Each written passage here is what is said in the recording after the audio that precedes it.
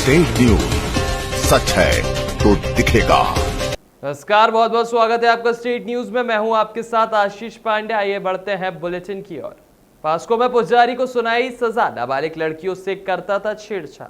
आज भोपाल जिला न्यायालय ने पॉस्को एक्ट में पुजारी हेम प्रकाश शर्मा को 7 साल 10,000 रुपए के जुर्माने के साथ ही पॉस्को के अलावा ST/SC अंतर्गत 5 साल व 10,000 की सजा सुनाई है। वर्ष 2019 में थाना पिपलानी को नाबालिग बच्ची की ओर से शिकायत प्राप्त हुई थी कि वैद्यनाथ शिव मंदिर का पुजारी हेम प्रकाश शर्मा नाबालिग लड़कियों के साथ छेड़खानी करता है, उन पर गंदी नीयत रखता है। मामले को गंभीरता से देखते हुए पुलिस ने फरियादी की ओर से प्रकरण दर्ज कर आरोपी को गिरफ्तार कर न्यायालय पेश किया, जहां से उसे भोपाल केंद्रीय जेल भेजा गया था। न्यायालय ने फैसला सुनाया, एक व्यक्ति को कारावास हुआ है। किस तरह का पूरा मामला था? आज ये हमारी कोर्ट में लगातार चौथे दिन पॉस्को के मामले में सजा सुनाई गई है, जिसमें हेम प्रकाश शर्मा जो एक मंदिर में पुजारी थे, इंद्रपुरी स्थित शिव मंदिर में पूजा का काम करते थे, तो वहाँ पे जब भी कोई 5 साल की बच्ची या 8 साल की बच्ची, 3 साल की बच्ची आ रही है, तो किसी न किसी बहाने से उसके प्राइवेट पार्ट को टच करते थे और बच्ची को धमका देते थे। तो फिर इस पे जो छोटी बच्ची थी उसने किसी तरह हिम्मत दिखा के अपनी मम्मी को ये सारी बातें बताई और फिर सारे कॉम्प्लेक्स के लोगों ने मिलकर ये शर्मा के खिलाफ शिकायत की। और आज फिर हमारे यहाँ माननीय न्यायालय से मैडम ने 354A में 7 साल की सजा और 10,000 का जुर्माना दिया है। और ST/SC एक्ट भी लगा था आरोपी के ऊपर, तो उस पर भी 5 साल की सजा और 10,000 का जुर्माना दिया है। और 354 का भादवी में भी 7 साल की सजा और 10,000 का जुर्माना दिया है। मैडम, आरोपी का नाम क्या है? हेम प्रकाश शर्मा। इसमें फरियादी कौन थी? फरियादी एक बच्ची है, उसका नाम डिस्क्लोज नहीं कर सकते। एक तरफ जहां लोग अपना जन्मदिन घरों और रेस्टोरेंट में मनाकर पाश्चात्य संस्कृति का अनुसरण करने में पीछे नहीं है, वहीं दूसरी तरफ भोपाल जिला पंचायत अध्यक्ष ने गौवंश को चारा खिलाकर जन्मदिन मनाया और एक अनूठी मिसाल कायम की। जानकारी अनुसार मनमोहन नागर ने अपने जन्मदिन पर ग्राम मनीखेड़ी में श्री कृष्ण गौशाला में गायों को हरा चारा खिलाकर और गायों का पूजन, रोली चंदन और तिलक लगाकर पुष्पमाला पहनाई और गौसेवा के रूप में अपना जन्मदिन मनाया और हरिसिद्धि दरबार तरावली में मां हरिसिद्धि के दर्शन कर आशीर्वाद प्राप्त किए और ग्रामीणों को बताया कि प्राणियों में सद्भावना होगी तभी विश्व का कल्याण होगा और महिला पुरुष मिलकर जो गौ सेवा करेंगे तभी ही उसका फल फलीभूत होगा और क्षेत्र में विकास होगा। आज गौशाला में जन्मदिन मना के आपको कैसा लग रहा है? आज जो मेरा जन्मदिन है, आज मनीखेड़ी गौशाला में आके हमने ये जन्मदिन मनाया और जो गौ की सेवा की है तो बड़ा आनंद महसूस होता है। और मनीखेड़ी की जो आज गौशाला है उसे देख के जो संचालन करता है भूपेंद्र सिंह, उससे भी प्रेरणा मिलती है कि एक नौजवान एक गौ की सेवा कर रहा है। तो मानता हूँ कि ऐसे सब नौजवान गायों की सेवा करेंगे तो प्रदेश में और देश में कहीं न कहीं जो गाय का मुद्दा चल रहा है, गाय रोडों पे आ रही, वो कहीं न कहीं नहीं आएगी और धर्म के प्रति भी लोगों की लगन लगेगी। इससे क्या संदेश देना चाहते हैं? मैं सभी प्रदेशवासियों को यह संदेश देना चाहता हूं कि जो भी आज क्या जन्मदिन हो या कोई अच्छा दिन हो, उसमें कहीं न कहीं गौ की सेवा करना चाहिए। कार्यक्रम के बारे में क्या कहना चाहेंगे?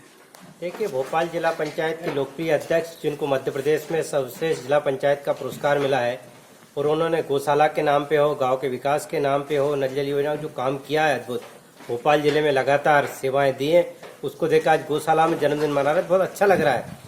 जो मनीखेड़ी की गौशाला बहुत व्यवस्थित बनी है, गांव वालों का भरपूर सहयोग है। यहाँ हमारे युवा हैं भूपेंद्र भाई, वो गौशाला में गाय की सेवा कर रहे हैं। तो निश्चित तौर पे कह सकते हैं कि हमारा मंत्र है कि प्राणियों में सद्भावना हो, विश्व का कल्याण हो। तो प्राणी मात्र में सबके लिए सद्भावना भी है और सबके उद्धार की बात भी हम लोग कर रहे हैं। तो निश्चित तौर पे हम कह सकते हैं हमारा युवा, गांव का व्यक्ति, महिला, पुरुष सब मिलकर जो गौ सेवा करेंगे और उसका फल फलीभूत होगा, सभी क्षेत्र में तरक्की होगी, विकास का पथ अग्रसर होगा और युवाओं के रोजगार के अवसर बढ़ेंगे। बंदी की मौत का मामला 2015 में कस्टडी में बंदी की मौत का मामला, हत्या, षड्यंत्र और साक्ष्य मिटाने का मामला दर्ज करने के आदेश 27 जून को कोर्ट में उपस्थित होने के आदेश 2015 में कस्टडी में एक बंदी की मौत के मामले में न्यायिक प्रथम मजिस्ट्रेट ने टीआई समेत 8 पुलिसकर्मियों पर हत्या का केस दर्ज करने के आदेश दिए। यह आदेश मृतक के परिजनों द्वारा प्रस्तुत किए गए। परिवार पर न्यायिक मजिस्ट्रेट प्रथम स्नेहा सिंह ने दिए हैं। पुलिस कस्टडी में 7 साल पहले हुई बंदी की मौत के मामले में कोर्ट ने थाना प्रभारी समेत 8 लोगों के खिलाफ हत्या, षड्यंत्र और साक्ष्य मिटाने का मामला दर्ज करने के आदेश दिए।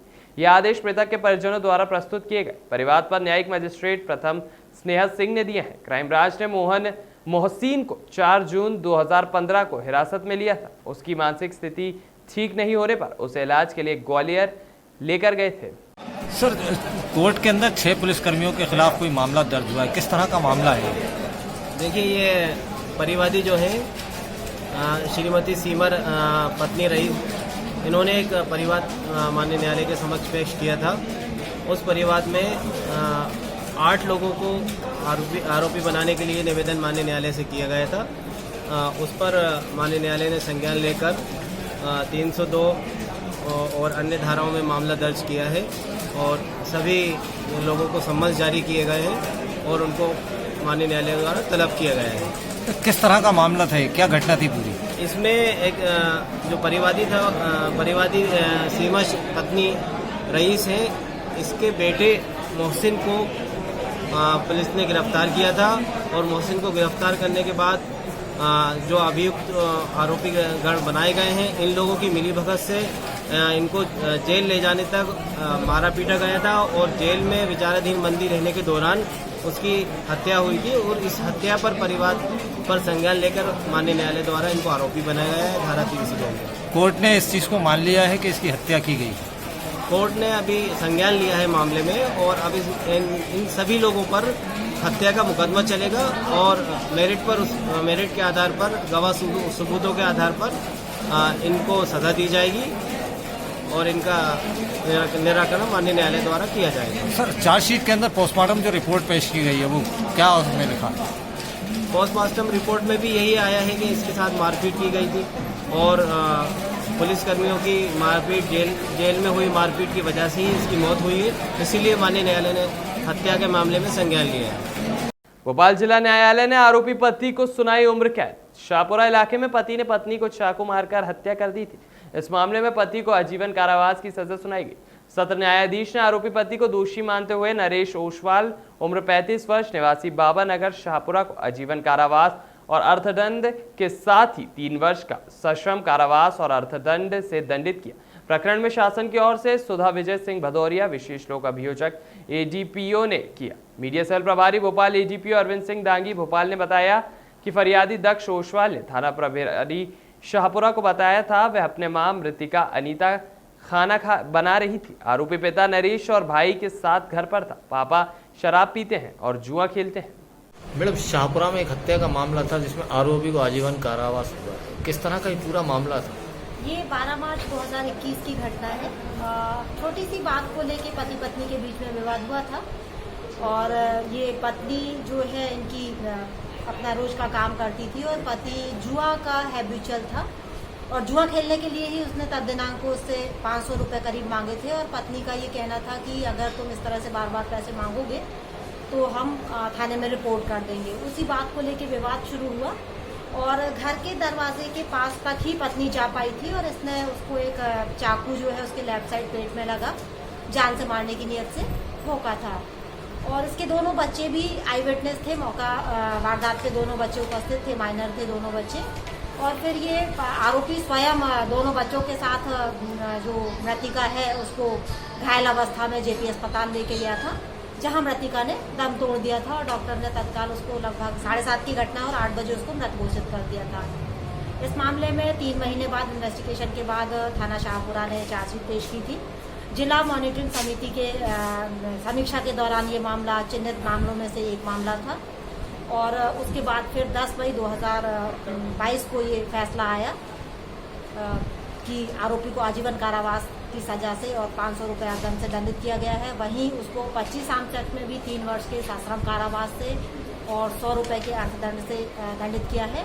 इस मामले में एक बहुत अच्छी बात ये रही कि अभियोजन की ओर से मैंने रिटन आर्गुमेंट पेश करते हुए ऑनरेबल कोर्ट से ये निवेदन किया हुआ था कि उसके मृतिका के जो दोनों बच्चे हैं, क्योंकि पिता को कन्विक्शन होल्ड हो चुका है और मृतिका के दोनों बच्चे जो कि नाबालिग हैं और अनाथ हो चुके हैं, उनके पुनर्वास की कोई व्यवस्था की जाए या उनको प्रतिकर की कोई व्यवस्था शासन स्तर पर की जाए।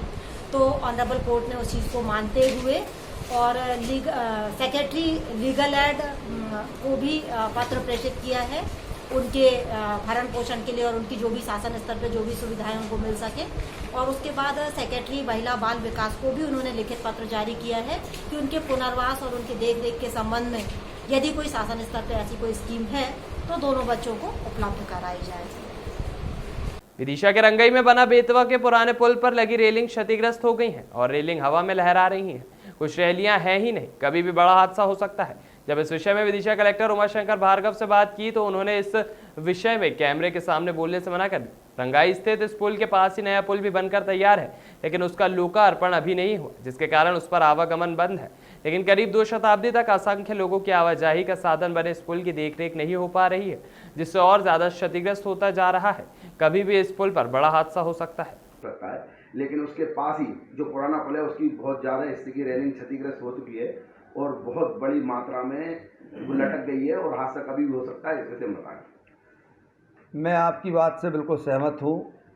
पुराना जो पुल है रंगई का, जिसको जर्जर हो जाने के कारण हमारी सरकार ने, मध्य प्रदेश की भारतीय जनता पार्टी की सरकार ने, माननीय मुख्यमंत्री जी ने विशेष रुचि लेकर के एक बड़ा शानदार चौड़ा पुल बनाया है, जो कि बहुत अच्छी क्वालिटी का पुल है और उस पुल का शुभारंभ अभी शेष है। लेकिन दुर्भाग्य से चूँकि 2 साल पहले इसका काम शुरू हुआ था और जो पुराना पुल है उसकी हालत अब और जर्जर हो गई है। मैं लगभग प्रतिदिन वहाँ से कहीं ना कहीं जाने के लिए निकलता हूँ। मैं देखता हूँ कि उसकी हालत इतनी ख़राब हो गई है, अगर बहुत जल्द प्रशासन ने थोड़ी सूझबूझ का परिचय देते हुए बहुत जल्द अगर नए पुल का शुभारंभ नहीं किया तो हो सकता है कि कोई बस, कोई ट्रक या कोई जीप या कोई दूसरा वाहन पुराने पुल से नीचे गिर जाए या पुल टूट जाए। पुल के थोड़े आगे जब हम रंगई की तरफ और जाते हैं तब वहाँ पर सड़क की हालत और जर्जर है। वहाँ पर जो लोग बेचारे मोटरसाइकिल से विदिशा आते हैं अपनी पत्नी के साथ, बच्चों के साथ, वो बेचारे कितने भी अच्छे कपड़े पहन कर आए, 1 मिनट के अंदर वो पूरे धूल दूषित हो जाते हैं। लोग बीमार हो रहे हैं, एक्सीडेंट का खतरा बना हुआ है।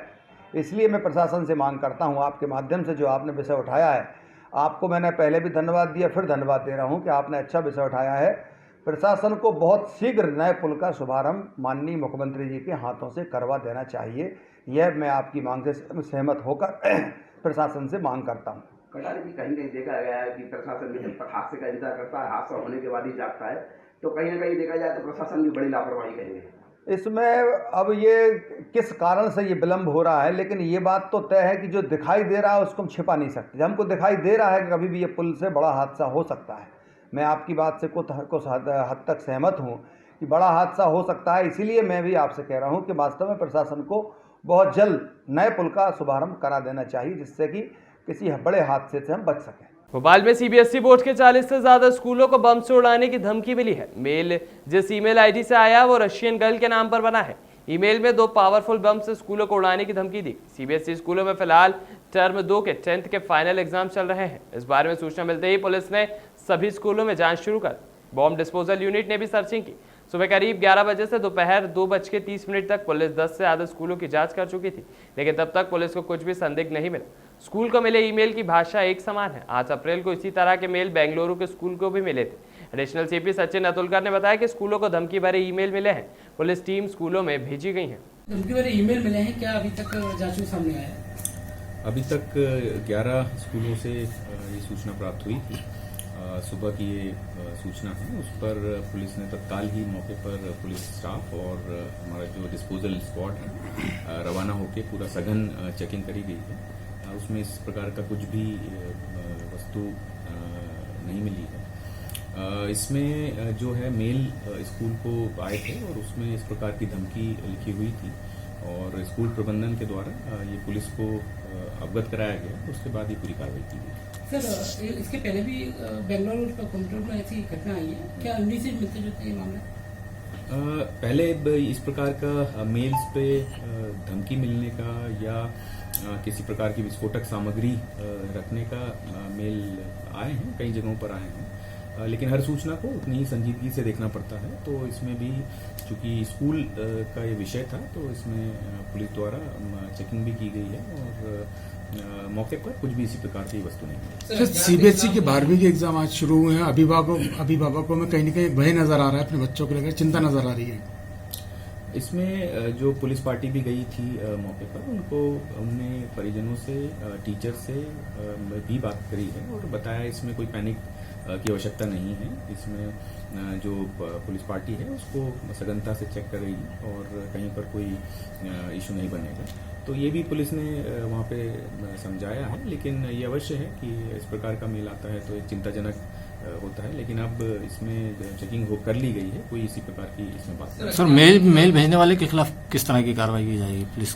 अभी मामला ये जांच में है, पुलिस ट्रेस करने का प्रयास कर रही है कि जिस व्यक्ति द्वारा ये मेल भेजा गया है उसको ट्रेस किया जाए। किधर ये बच्चों द्वारा शरारत हो सकती है? ये अभी कहा नहीं जा सकता जब तक कि मामला पूरी तरह से ट्रेस ना हो जाए कि किस व्यक्ति ने किस उद्देश्य से ये मेल भेजा है स्कूल को। तो मामला ट्रेस होने के बाद ही बताया जा सकता है कि क्या कारण रहा होगा।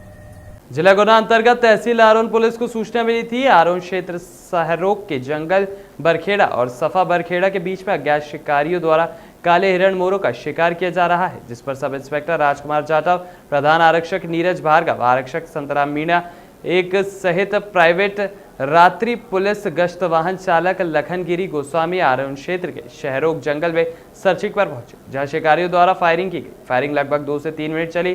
फायरिंग इतनी जबरदस्त थी कि मौके पर ही तीनों पुलिसकर्मियों की मौत हो गई और वाहन चालक लखनगिरी गंभीर अवस्था में घायल हो गया, जिसे गुना अस्पताल भर्ती करवाया गया। वहीं शिकारी नौशाद भी घायल हो गया था, नौशाद की भी मृत्यु हो गई है। घटना की घोर निंदा की मुख्यमंत्री ने। ग्वालियर आईजी अनिल शर्मा को घटनास्थल पर देर से पहुंचने पर तत्काल हटाया। मुख्यमंत्री द्वारा कहा गया शहीद हुए पुलिसकर्मियों के परिवार वालों को 1 करोड़ रुपए का मुआवजा सहित परिवार में एक शख्स को अनुकंपा नियुक्ति का ऐलान। इतना जी, क्या नाम है आपका? जी, पूरा मामला क्या था, क्या घटना घटित हुई थी, पूरा जानकारी दी। जी जी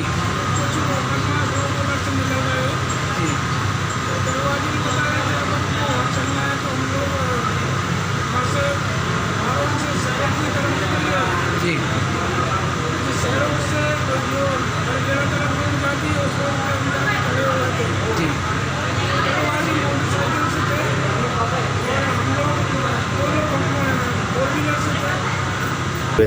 निश्चित रूप से आज दुखद घटना है कि आरोन में 3 हमारे पुलिसकर्मी घटनास्थल पर गोली लगने के कारण उनकी मृत्यु हुई है।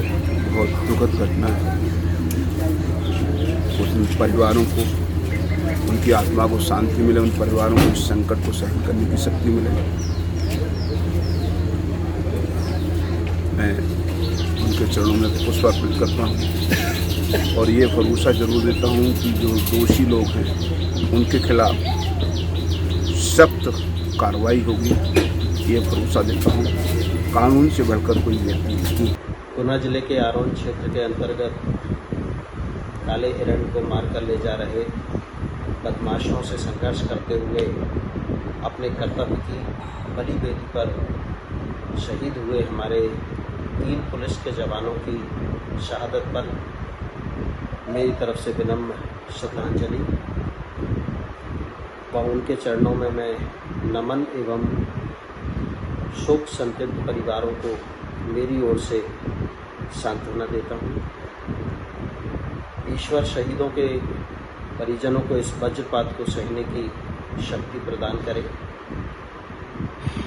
ओम शांति शांति शांति। मैं माननीय यशस्वी मुख्यमंत्री जी से आग्रह करूंगा कि ऐसे असामाजिक तत्व, ऐसे बदमाशों पर सख्त से सख्त कार्रवाई की जाए ताकि आगे से कोई भी अपराधी इस तरह का अपराध करने की सोच भी ना सके।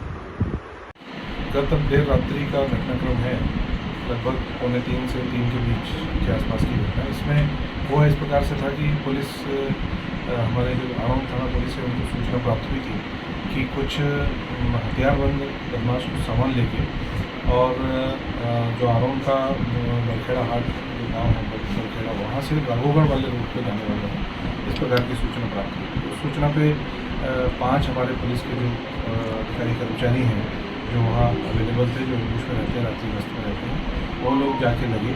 उन्होंने 2-3 पॉइंट पे अलग अलग अपना पोजीशन लिया, जिस जगह से वो लोग निकलने वाले थे वहाँ पर मेन रोड छोड़ के वो एक कच्चा रास्ता जो जाता है राहुल की तरफ, उस तरफ उनको जाना था, ताकि उसमें आगे की तरफ और पीछे की तरफ जहाँ टर्निंग है वहाँ पे हमारे अधिकारी कर्मचारी जाएंगे। शिकारियों का मुकाबला करते हुए शहादत दिए। अपराधियों के खिलाफ ऐसी कार्रवाई होगी तो इतिहास में उदाहरण बनेगी। उदाहरण अपराधियों की लगभग पहचान हो गई है, जांच पूरी चल रही है। एक शव भी बरामद हुआ है पास के गांव में, गोली लगने से मौत हुई है, लेकिन घटना की पूरी जांच हो रही है। पुलिस फोर्स है, भेजा गया है। अपराधी किसी भी कीमत पर बचेंगे नहीं, कार्रवाई उदाहरण बनेगी। इस घटना में शहादत देने वाले हमारे तीनों पुलिस के साथी भाई राजकुमार जाटव, नीरज भार्गव और सिपाही संतराम की शहादत व्यर्थ नहीं जाने दी जाएगी। इन्होंने अपनी कर्तव्य की बलवेदी पर अपने आप को न्यौछावर किया है। मध्य प्रदेश के गुना में बीती रात हुई हृदय विदारक घटना, जिसमें 3 पुलिस के जवान शहीद हुए। शहीदों को श्रद्धांजलि देने के लिए गोल्डन ग्रुप और सारांश टाइम्स के द्वारा ओल्ड कैंपियन ग्राउंड में चल रही inter corporate T20 cricket tournament semifinal match के पहले श्रद्धांजलि सभा का आयोजन किया गया, जिसमें 2 मिनट का मौन धारण कर श्रद्धांजलि दी गई। कार्यक्रम में मुख्य रूप से टूर्नामेंट के आयोजक doctor Abdul Tahir, capital news के संपादक शमशुल हसन, अरसलान ताहिर, रेहान सुल्तान खान, पीयूष गुप्ता, बाबा ग्रुप से मोइन खान, फैजल खान, कांग्रेस नेता अनस पठान, मुजाहिद खान, रामस्वरूप यादव, कांग्रेस नेता आजम खान आदि मुख्य रूप से उपस्थित रहे। नाम जुड़े हैं, उसमें से BSNL है, DGP 11 है हमारे साथ, जो सारे पुलिसकर्मियों की टीम है। हमारे साथ गोल्डन ग्रुप है, हमारे साथ एक NHDC है जिसका जल विद्युत जिसको कहा जाता है, जिसमें हमारे जो सारे प्लेयर्स थे वो सागर से आए थे। उनने कल ही हमारे साथ क्वार्टर फाइनल्स भी खेला। और इसी के साथ हमारे इसमें डॉक्टर रज़ा की टीम थी। ऐसी ही कुछ 12 कॉर्पोरेट टीम्स थी, जिसमें से मोस्टली जो सारी टीम्स थी वो भोपाल की थी। सर फाइनल कब खेला जाएगा और पहला इनाम क्या रखा गया है? हम लोगों का फाइनल कल खेला जाएगा। कल ओल्ड कैंपियन के ग्राउंड में 5 बजे से फाइनल शुरू होगा। इसमें जो हमने इनाम रखा है वो है 75,000 first prize and 50,000 second runner up. आज श्रद्धांजलि सभा भी रखी गई जी, हम लोग जैसे अभी हमने मौन व्रत जो यहाँ पे आयोजन किया, हम लोग बड़ा ही फॉर्चुनेट इंसिडेंट हुआ है। इसमें हम लोगों को तहे दिल से दुख है और ये हम लोगों को it's very disheartening at the same time. तो इसके लिए हमारा पूरा सारांश टाइम्स का परिवार साथ में खड़ा है। जब हमें बहुत ही दुखद घटना का पता चला कि हमारी समाज की सुरक्षा प्रदान करने वाले हमारे भाई पुलिसकर्मी भाइयों को शहीद कर दिया गया है कुछ असामाजिक तत्व शिकारियों द्वारा, तो बहुत ही दुख हम लोगों को हुआ इससे। और इसलिए हमने सबसे पहले मैच शुरू होने से पहले ये सोचा कि उनको श्रद्धांजलि देना सबसे महत्वपूर्ण है, और हम लोगों ने इसलिए उनको बहुत बड़ी भावभीनी मन से श्रद्धांजलि दी। और हम इस कृत्य की घोर निंदा करते हैं, और हम सब, हमारा पूरा भारतवर्ष और हम सब भारतवासी ऐसे कठिन समय में मृतक परिवारों के साथ खड़े हैं। कांग्रेस की तरफ से सब लोगों ने श्रद्धांजलि दी, और आगे हमारी यही मांग है कि शिवराज जी, अगर इस तरह की घटना पुलिस ही सुरक्षित नहीं रहेगी तो आगे आम जनता का क्या होगा। ये बड़ा गंभीर विषय है, इसको गंभीरता से लेना चाहिए। नरोत्तम मिश्रा का कहना है कि किसी को भी नहीं छोड़ा जाएगा। देखिए, नरोत्तम मिश्रा जी ने तो छोड़ने की बात तो वो हमेशा ही करते हैं। सरेआम लोगों के जिनके हाथ कटे हुए थे उनके लिए पत्थर के आरोप लगा कर उनके घर तोड़ दिए। तो ये तो क्या बोलते हैं कि करनी और करनी में दोनों में अंतर है। कॉर्पोरेट क्रिकेट टूर्नामेंट है जो हम लोगों ने 5 मई से शुरू करा था। इसमें विभिन्न भोपाल के कॉर्पोरेट्स ने एंट्री फीस 20,000 रुपये देके पार्टिसिपेट करा है, और इसका कल हम लोगों का फाइनल मैच है। कहाँ से टीम आई है इसमें BSNL है, हमारी DGP 11 है, नगर निगम है, जल विद्युत है, समर ड्यूराटेक है, गोल्डन 11 है, और ये तो टीम जो अभी बची हैं।